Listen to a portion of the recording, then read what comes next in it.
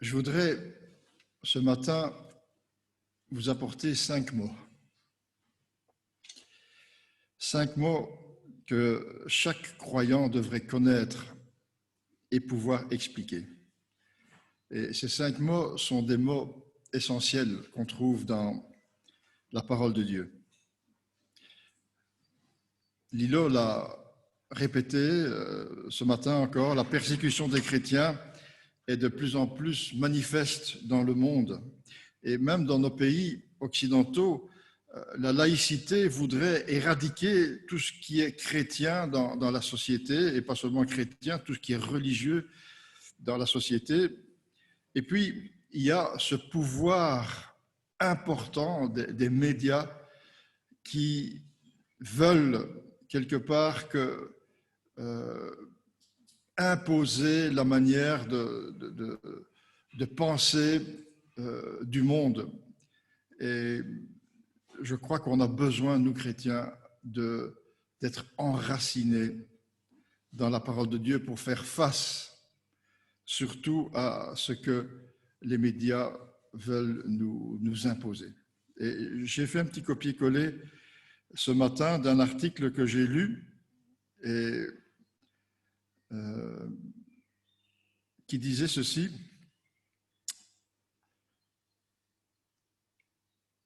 ce que nous voyons, ce que nous entendons influence nos pensées. Et nos pensées influencent nos opinions. Et nos opinions influencent nos actions. Et nos actions influencent la société. Quelques exemples. Comment le mariage homosexuel, impensable pour la majorité de la société il y a 30 ans, a pu finalement être voté en 2013 en Belgique, simplement par la puissance de la machine médiatique. Comment l'écologie, qui était alors un épiphénomène cantonné à quelques idéalistes babacools, a pris le dessus sur l'ensemble du débat politique et des enjeux économiques, si ce n'est par le pouvoir des médias. Comment les standards de beauté se seraient ainsi focalisés autour de certaines couleurs, pratiques, longueurs, tailles, si les médias n'agissaient pas. Comment encore expliquer l'attrait vers certaines croyances et spiritualités jusque-là absentes de notre territoire s'il n'y avait pas les médias pour les présenter, les expliquer et les valoriser. Et la société nourrie par ces messages les valide. Et ça vaut pour tous les grands sujets de la société, le féminisme, le racisme, l'avortement, l'abolition de la peine de mort, la non-discrimination envers les personnes handicapées, etc., etc. Jusque-là, cet article que j'ai lu ce matin. Et la Bible, elle avertit les chrétiens et elle dit « Ne vous conformez pas aux habitudes de ce monde, mais laissez Dieu vous transformer, vous donner une intelligence nouvelle. Vous pourrez alors discerner ce que Dieu veut, ce qui est bien, ce qui est agréable et ce qui est parfait. » C'est Romains chapitre 12, verset 2. Et pour ne pas tomber et pour ne pas se laisser imprégner par cet esprit que la Bible appelle l'esprit du monde, et pour que nous soyons renouvelés dans notre intelligence, il faut que nous soyons enracinés dans la parole de Dieu, et en particulièrement nos jeunes, et même nos enfants. Il est donc important que notre foi soit bien fondée et qu'elle ait une base solide. Et pour ça, je prendrai ce matin 5 mots. Et ces mots nous concernent. Et ils doivent être ancrés en nous et nous devons pouvoir nous appuyer dessus et ils doivent également être là pour que nous puissions les utiliser dans notre témoignage et dans nos rapports avec la société.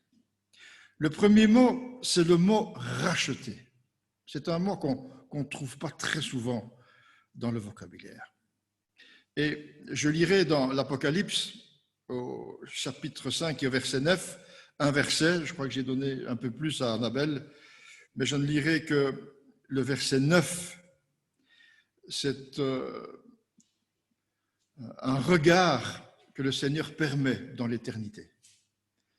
Et c'est ce qui va se passer. Et ce verset dit ceci, il chantait un cantique nouveau. Qui est-ce qui chantait un cantique nouveau? C'est nous. C'est nous. C'est nous quand on sera là-haut avec le Seigneur.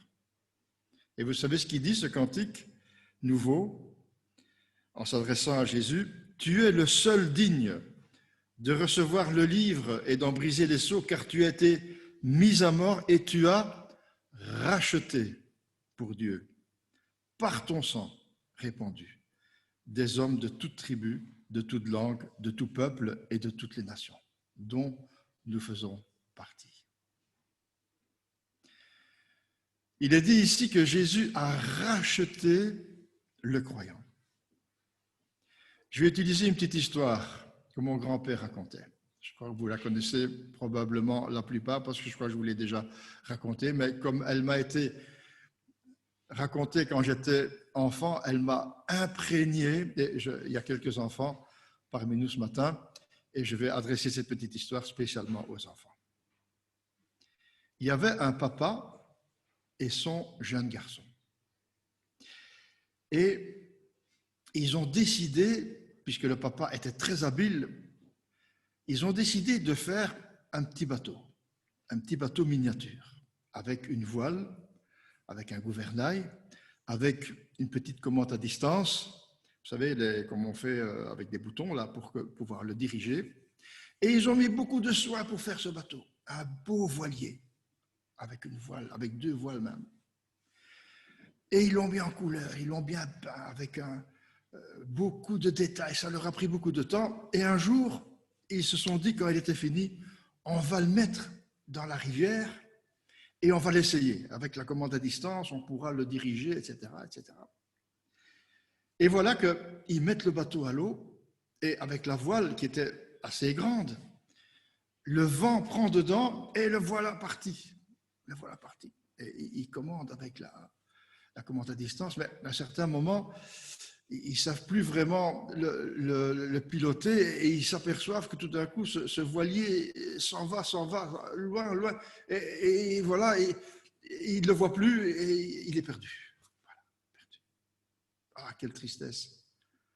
Ils avaient passé tant de temps, il était si beau ce voilier. Et voilà, les semaines passent et un jour, ce garçon, quand il se promenait avec sa maman, passe devant un magasin de jouets. Et il regarde la vitrine. Qu'est-ce qu'il voit dans la vitrine, à votre avis? Leur bateau. Et il dit à maman, c'est mon bateau, c'est mon bateau. Ah ben, on va aller dire au marchand que c'est notre bateau. Et il rentre dans le magasin et ils expliquent, il y a notre bateau, on le reconnaît, regardez, on a fait ça, fait ça. Il donne des détails. Et le marchand dit, mais écoutez, malheureusement, ce bateau, il est à vendre. Moi, j'ai dû l'acheter. Il y a quelqu'un qui est passé, qui m'a dit qu'il avait trouvé un bateau, et je l'ai trouvé tellement beau que je lui ai acheté, donc je vais devoir vous le vendre. Donc, malgré qu'ils étaient propriétaires de ce bateau, ils ont dû racheter le bateau. Et c'est ce qui s'est passé avec chacun d'entre nous, mes bien-aimés. La Bible dit que Dieu nous a créés. Et le psaume, chapitre 8, verset 6, nous dit « Tu nous as fait de peu inférieurs à Dieu et tu nous as couronnés de gloire et d'honneur. » Dieu nous a fait avec beaucoup de détails, avec beaucoup de belles choses. Et il nous a fait tellement bien qu'on est de peu inférieurs à Dieu. Et malheureusement, on s'est échappé. On s'est perdu à cause du péché. Et la parole de Dieu, elle nous dit dans 1 Pierre chapitre 1 verset 18, « Ce n'est pas par des choses périssables, par de l'argent ou de l'or, que vous avez été rachetés de la même manière de vivre que vous avez hérité de vos pères, mais par le sang précieux de Christ, comme d'un agneau sans défaut et sans tache. » prédestiné avant la fondation du monde et manifesté à la fin des temps, à cause de vous, qui par lui croyez en Dieu, lequel l'a ressuscité des morts et lui a donné la gloire, en sorte que votre foi et votre espérance reposent sur Dieu. Premier mot que nous devons retenir et qui nous fait du bien, qui nous enracine, nous avons été rachetés. Pas avec de l'argent et de l'or, mais avec le sang précieux de Jésus. Jésus nous rachète de notre ancienne manière de vivre, c'est-à-dire qu'il nous délivre de l'esclavage du péché. Alors le deuxième mot, c'est le mot pardonner. Nous sommes rachetés et nous sommes aussi pardonnés. Il lave le croyant de tous ses péchés passés, présents et futurs. On lit la Bible dans Éphésiens chapitre 1, verset 7. En Christ, parce qu'il s'est offert en sacrifice, nous avons été délivrés de ce qui nous tenait captifs et nous avons reçu le pardon de nos fautes. Dieu a ainsi manifesté sa grâce dans toute sa richesse. Il l'a répandue sur nous avec surabondance, en nous donnant pleine sagesse et pleine intelligence pour que nous comprenions le secret de son plan. Ce plan, il l'a fixé d'avance dans sa bonté en Christ. Dieu nous voit, nous les croyants qui avons donné notre cœur au Seigneur, Dieu nous voit éternellement comme ses enfants au travers de l'œuvre du sang du Seigneur versé à la croix. Et cette œuvre, ce sang qui a été versé à la croix, nous purifie de tout péché, ce qui nous permet d'être pardonnés par Dieu. Nous sommes pardonnés. Troisième mot, qui est peut-être un peu plus difficile à comprendre, justifié. Donc, racheté, pardonné, justifié. Tous ceux qui croient en Jésus ne sont plus coupables, ne sont plus quelque part considérés comme des pécheurs, mais ils sont justifiés. On va lire la Bible. Romains chapitre 5, verset 7. Mais voici comment Dieu nous montre l'amour qu'il a pour nous. Alors que nous étions encore des pécheurs, Christ est mort pour nous. Donc, puisque nous sommes maintenant déclarés justes, justifiés, grâce à son sacrifice pour nous, nous serons à plus forte raison encore sauvés par lui de la colère à venir. Nous ne sommes plus coupables d'avoir péché, mais justifiés, c'est-à-dire déclarés justes, reconnus justes, considérés par Dieu justes. Et je le dis souvent, pourtant je ne suis pas juste. Quelque part, on n'est pas parfait, hein. Et même quand on est chrétien, on continue à faire des bêtises, même commettre des péchés. Et pourtant, grâce à l'œuvre du Seigneur, au travers de son sacrifice, au travers du sang versé, Dieu nous déclare justes. Nous sommes justifiés. Dieu nous reconnaît comme justes. On est justifiés. Dieu nous considère comme justes. On est justifiés. Romains chapitre 3, verset 20. Car personne ne sera déclaré juste devant lui parce qu'il aura accompli des œuvres demandées par la loi. Ici, c'est un verset supplémentaire qui parle des œuvres et des bonnes actions. Et là, il faut qu'on soit clair, parce que dans l'éducation chrétienne qu'on connaissait, surtout dans le monde chrétien catholique, c'était justement quelque part ce qui a été contesté par les protestants, c'est que le monde catholique disait qu'en faisant des bonnes actions, en faisant des bonnes œuvres, en étant bon, on pourrait gagner son salut. Malheureusement, la Bible ne dit pas ça. La Bible ne dit pas ça. Personne ne sera déclaré juste devant lui parce qu'il aura accompli les œuvres demandées par la loi. Les œuvres demandées par la loi, ce sont les bonnes œuvres, ce sont les œuvres qu'on considère comme du bien, etc. Personne ne sera déclaré juste devant lui parce qu'il aura accompli les œuvres demandées par la loi. Ça, c'est Romains, chapitre 3, verset 20. Il est ici question des œuvres, des bonnes actions. Celui ou celle qui s'appelle propre juste, et il y en a beaucoup, quand je parle avec des gens, ils me disent souvent, écoutez, moi je n'ai jamais volé, je n'ai jamais tué, j'ai toujours essayé de faire de bien et j'espère que Dieu tiendra compte et qu'il me sauvera. La Bible dit, est-ce qu'un Éthiopien peut-il changer sa couleur de peau? Quand il parle d'un Éthiopien, il parle d'une personne noire. Et un léopard peut-il enlever ses taches? De même, pourriez-vous faire le bien, vous qui êtes exercés à faire le mal? Le péché, il est imprégné en nous et on ne peut rien y faire.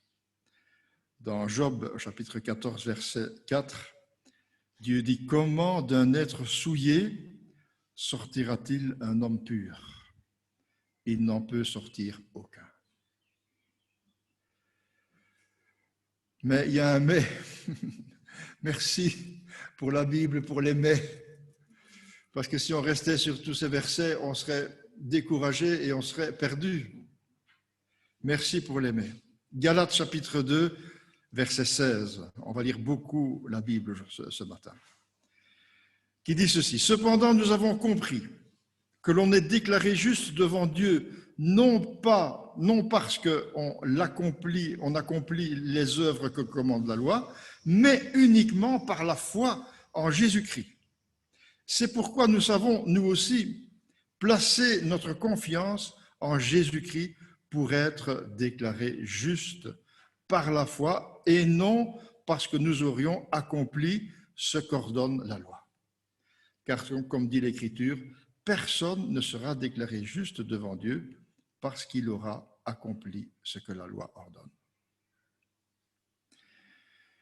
Ici, il y a encore une parenthèse à ouvrir, parce qu'il y a un deuxième point sur lequel notre attention doit être attirée au sujet des bonnes actions et des œuvres que la Bible appelle les œuvres de la loi. Parce que c'est Jacques, l'apôtre Jacques, qui dit, attention tout de même, et on va lire Jacques, chapitre 2, verset 14. Et il dit ceci.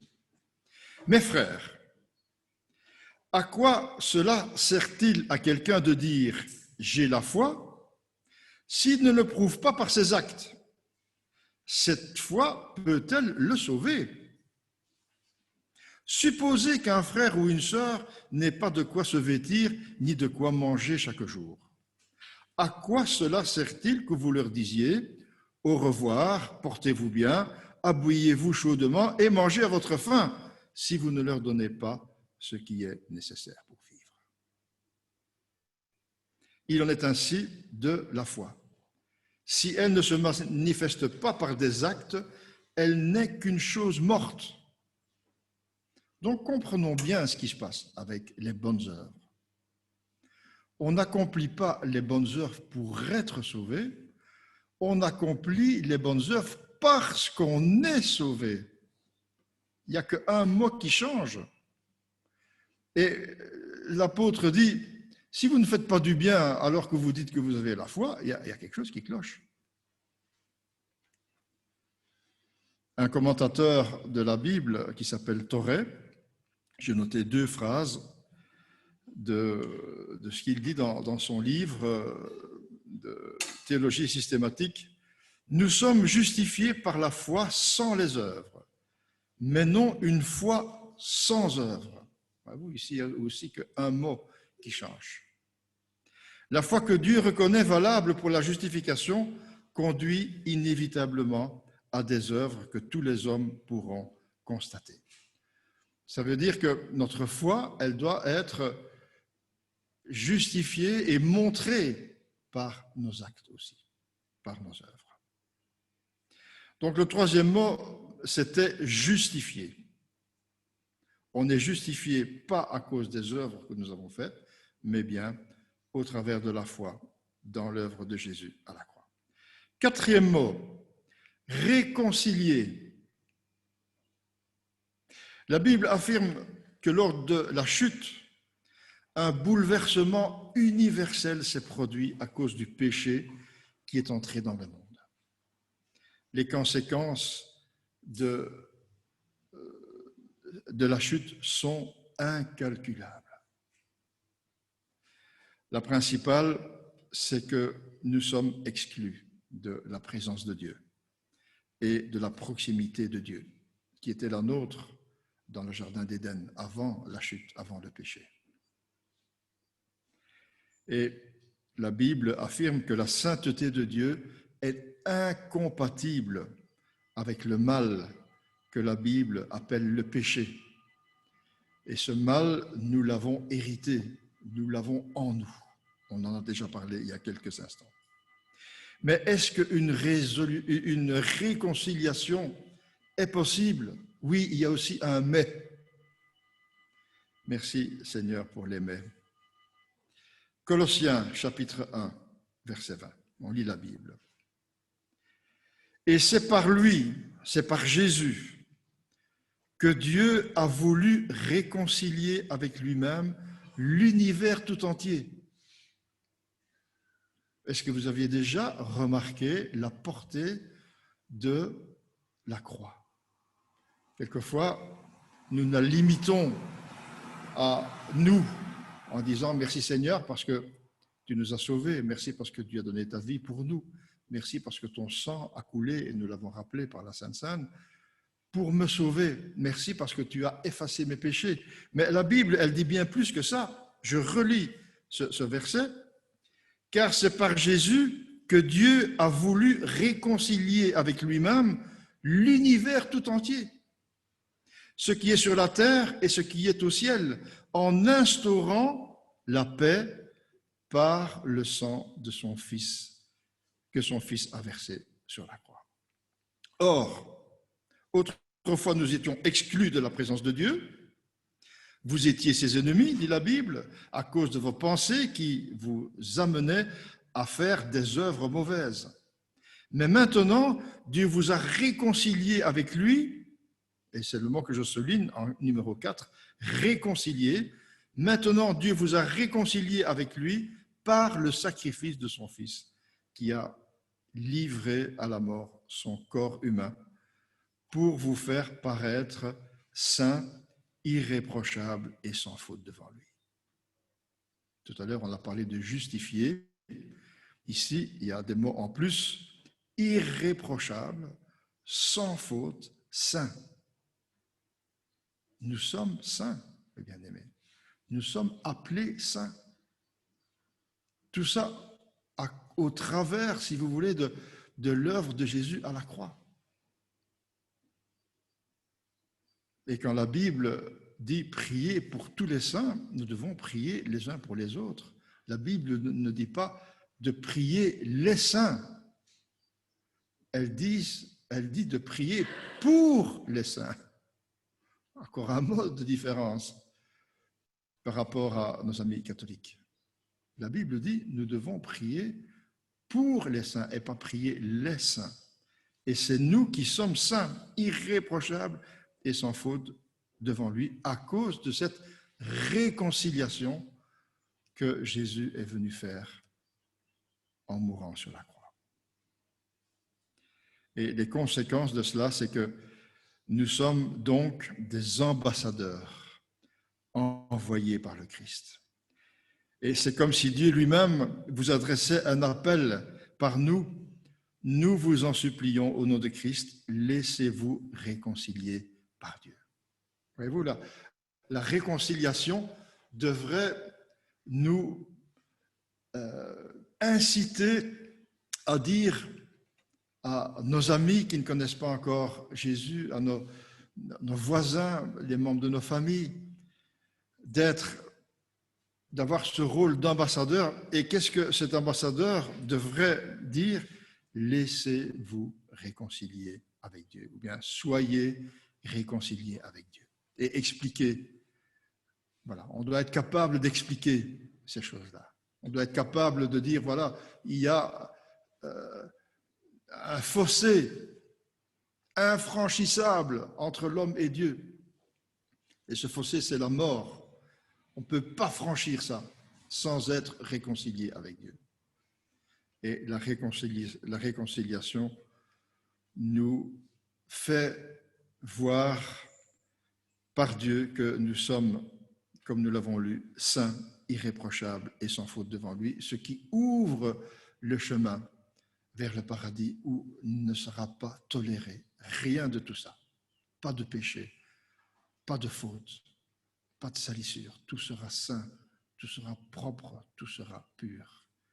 Et tout cela grâce au sacrifice du Seigneur. Je finis par le 5e mot.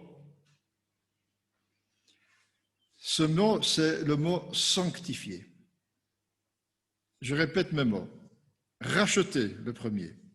Pardonner, le deuxième. Justifier, le troisième. Réconcilier, le quatrième. Et sanctifier, le cinquième. Dans la Bible, la sanctification a plusieurs significations. Sanctifier, premièrement, veut dire se séparer ou mettre à part. Et quand Dieu dit qu'il nous sanctifie, ça veut dire qu'il nous prend et qu'il nous met à part. Quelque part, qu'il nous prend dans le monde et qui veut nous mettre à part pour lui. La sanctification est la mise à part ou l'état de séparation pour être à Dieu. Hébreux 10, verset 10, deuxième partie du verset, nous dit « Nous sommes sanctifiés par l'offrande du corps de Jésus-Christ une fois pour toutes. » Vous voyez que tous ces mots sont toujours liés à l'œuvre de Jésus à la croix. L'œuvre de Jésus à la croix est le point central, mes bien-aimés, de notre vie.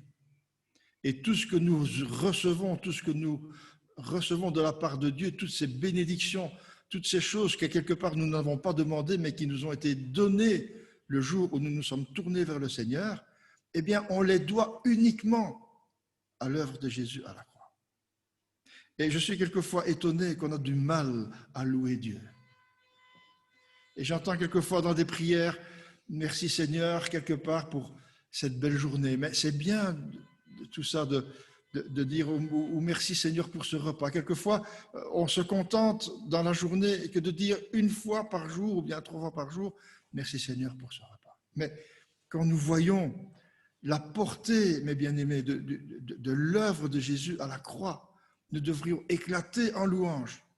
Et notre culte devrait être un éclat de louange, un bouquet de fleurs qui monte vers le Seigneur, parce qu'il nous a rachetés, il nous a sanctifiés, il nous a réconciliés.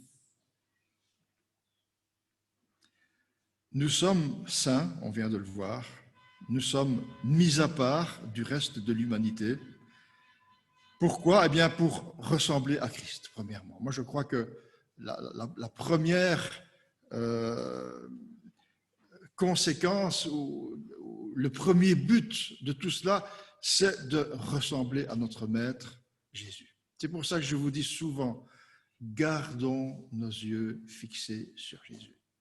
Pas sur le pasteur, pas sur l'ancien, pas sur un tel frère ou une telle sœur, même si quelque part on a de l'admiration pour eux, pour une sœur qui nous est chère. Gardons nos yeux fixés sur lui, et c'est lui qui doit nous imprégner par ses paroles, par ses actes, par sa manière de penser, de réfléchir, qui est différente de celle du monde. Et je reviens à la première phrase que nous avons lue tout à l'heure. Soyez renouvelés dans votre intelligence. Ne vous conformez pas au monde, mais ayons nos yeux fixés sur le Seigneur. On a été mis à part, on a été sanctifié pour ressembler à Christ, mais aussi pour servir Christ. Quand le Seigneur nous a retirés du monde, qui nous a fait des enfants de Dieu, qui nous a donné une nouvelle carte d'identité, une nouvelle identité, celle des enfants de Dieu qui vont hériter pour l'éternité du paradis avec Dieu. On est devenu quelque part des nouvelles créatures. C'est la Bible qui le dit. On a été enlevés hors du monde pour devenir des enfants de Dieu, pour servir aussi le Maître. Ésaïe, chapitre 61, verset 6, nous dit « Mais vous, on vous appellera sacrificateur de l'Éternel, on vous nommera serviteur de notre Dieu. » C'est une prophétie pour le peuple juif, mais comme on l'a vu tout à l'heure avec Luc, ces prophéties, elles peuvent également nous être adressées. Le Seigneur nous appelle à devenir des sacrificateurs, c'est-à-dire des serviteurs de Dieu qui vont lui obéir. Nous avons été appelés également pour lui obéir, parce que nous appelons Jésus Seigneur. Souvent dans les prières, et c'est le cas pour moi aussi, on appelle Jésus Seigneur.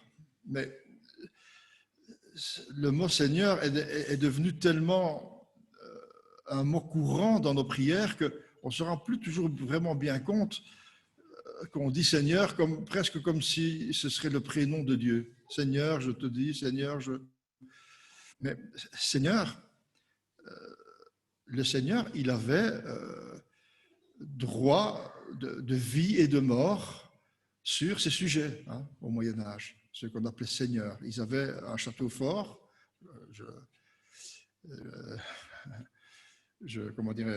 simplifie très fort, ils avaient un château fort dans lequel les gens du village pouvaient venir se réfugier quand il y avait une attaque de l'ennemi, mais c'était le Seigneur. Le Seigneur, il avait droit, il était très exigeant, et il avait beaucoup d'autorité sur les habitants de son village. Mais le Seigneur, voilà, nous l'appelons Seigneur, nous devons lui obéir. Et puis, sanctifier a une deuxième sanctification, une deuxième explication. Premièrement, donc, c'est de nous mettre à part pour le Seigneur, pour le servir. Mais sanctifier veut dire également se séparer de toute souillure, de toute immoralité et de tout péché. C'est aussi ça la sanctification. Parce que si le Seigneur nous met à part, c'est qu'il veut que nous nous approchions de lui et que nous nous débarrassions avec l'aide du Saint-Esprit qui nous est donné de toutes ces choses sales dans lesquelles nous étions avant de connaître Jésus. 1 Thessaloniciens, chapitre 4, verset 3, et on lit la Bible. « Ce que Dieu veut, c'est votre sanctification. C'est que vous vous absteniez de l'impudicité. C'est que chacun de vous sache posséder son corps dans la sainteté et l'honnêteté, sans vous livrer à une convoitise passionnée comme le font les païens qui ne connaissent pas Dieu. »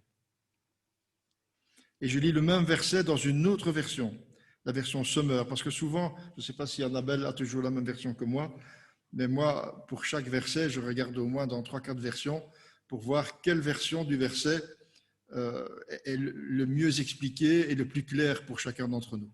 Et dans la version Sommer, je prends ce même verset de 1 Thessaloniciens 4, verset 3, et les mots sont un peu différents. Ce que Dieu veut, c'est que vous meniez une vie sainte, que vous vous absteniez de toute immoralité, que chacun de vous sache gagner une parfaite maîtrise de son corps pour vivre dans la sainteté et l'honneur, sans se laisser dominer par les passions déréglées, comme le font les païens qui ne connaissent pas Dieu. Et quelque part, ce n'est même pas une option. La Bible dit, c'est ce que Dieu veut. Tout à l'heure, on a parlé d'obéissance. On a dit qu'on était mis à part pour lui obéir. Eh bien, ce que Dieu veut, c'est que nous séparions de tout cela et que nous menions une vie digne de lui. Ce n'est pas une chose facile et c'est aussi un processus. Quand on vient au Seigneur, le jour où on se donne au Seigneur, où on comprend la foi d'une manière biblique et personnelle, ce n'est pas du jour au lendemain qu'on va pouvoir se débarrasser de tout ça. C'est un processus. La sanctification, c'est le processus de maturité spirituelle de toute une vie qui commence quand une personne croit au Sauveur. Comment Dieu va-t-il opérer cette sanctification ? Je mets entre parenthèses, sans laquelle personne ne verra le Seigneur, dit la Bible, Hébreux 12, 14. En nous formant pour devenir des disciples de Christ. Quand Jésus a rassemblé ses disciples une toute dernière fois en Galilée, il leur a dit, on peut lire ça dans Matthieu 28, verset 19, « Tout pouvoir m'a été donné dans le ciel et sur la terre. » Il leur a dit, « Allez, faites de toutes les nations, pas des chrétiens, pas des évangéliques, pas des protestants. » Jésus a dit, « Allez, faites de toutes les nations des disciples, des disciples de Christ, en leur enseignant, d'abord en les baptisant au nom du Père, du Fils et du Saint-Esprit. » C'est l'ordre que le Seigneur a donné. Et je fais une parenthèse, quand nous appartenons au Seigneur et que nous voulons devenir des disciples, la première chose que Dieu a demandé, c'est de nous faire baptiser. Et puis la deuxième chose que le Seigneur a demandé, c'est de leur enseigner tout ce qu'il avait prescrit dans sa parole. Et on devient ce processus de maturité spirituelle de toute une vie. Dieu va opérer ça en nous formant comme disciples de Christ, dans l'enseignement de la parole de Dieu, dans aussi les épreuves de la vie. Les épreuves, bien aimés, de la vie servent à nous forger, servent à nous changer, à nous, je dirais, défigurer de notre ancienne figure pour que notre figure ressemble à celle du Seigneur. Et pour ça, quelquefois, le Seigneur doit nous éprouver, de nous faire passer par des moments difficiles. Et Dieu veut nous vider de notre ancienne nature pour insuffler la vie de Jésus dans notre cœur et dans notre vie. Voilà. Je termine. Ces 5 mots résument un petit peu l'histoire et la base de notre foi. Apprenons-les par cœur, méditons-les. Si vous voulez, je peux vous envoyer cette méditation tout à l'heure quand je serai rentré. Et ce sont 5 mots, si nous pouvons les imprégner et si nous pouvons les expliquer à quelqu'un qui ne connaît pas le Seigneur, eh bien, on aura fait un grand pas. Que le Seigneur nous aide à nous enraciner dans la parole de Dieu et dans la vie avec lui. On va prier. Seigneur,